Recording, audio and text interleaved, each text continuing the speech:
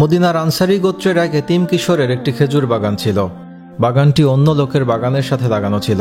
তার নাম আবু লুবাবা।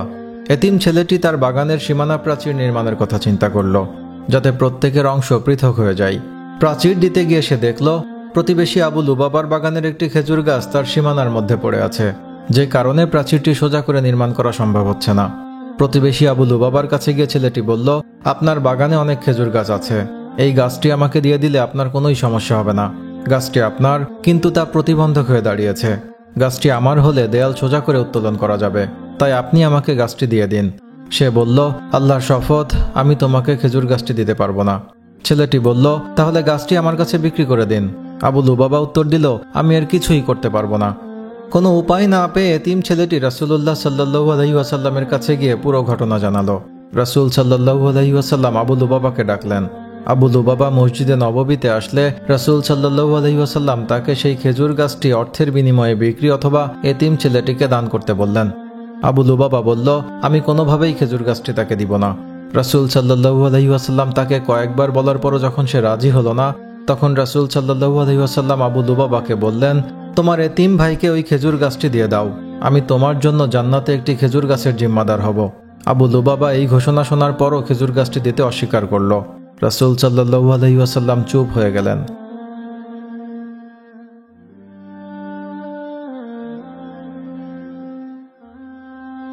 সাহাবাগণ সে মজলিসের কথোপকথন নিশ্চুপ শুনছিলেন। সেখানে উপস্থিত ছিলেন হযরত আবু দাহদাহ রাদিয়াল্লাহু আনহু। মদিনায় তার 600 সুস্বাদু খেজুর গাছের খুবই প্রসিদ্ধ একটি বাগান ছিল, এবং সাথে সেই বাগানে কয়েকটি ঘর ও পানির কূপও ছিল। সেখানে তিনি পরিবার সহ বসবাস করতেন।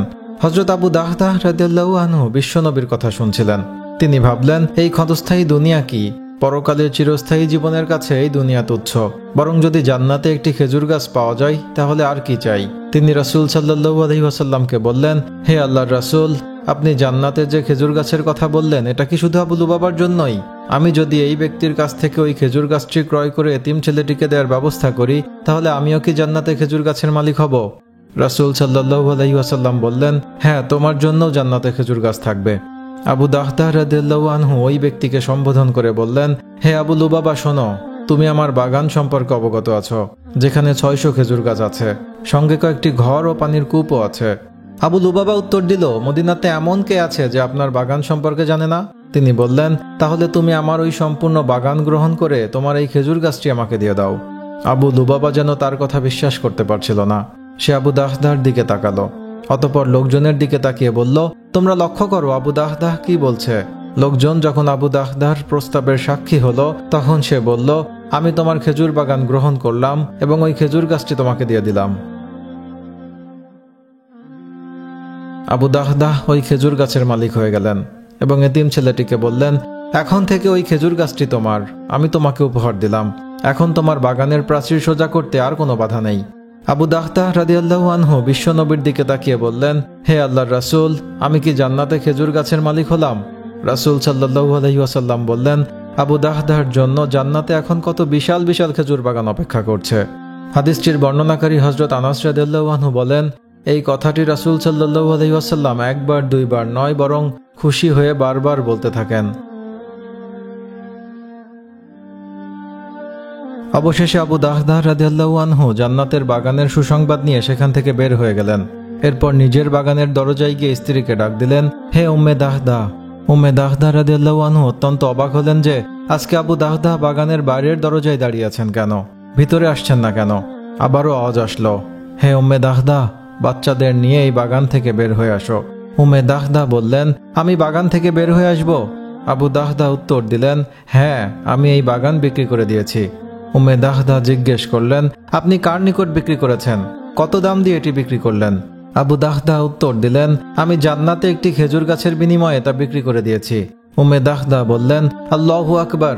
হে আবু দাহদাহ, আপনি অত্যন্ত লাভজনক ব্যবসা করেছেন। জান্নাতের একটি বৃক্ষ, যার নিচে একজন অশ্বারোহী 100 বছর পর্যন্ত চলার পরও তার ছায়া শেষ হবে না। কি সৌভাগ্য আমাদের, আমরা জান্নাতে এমন একটি খেজুর গাছের মালিক হলাম। সুবহানাল্লাহ।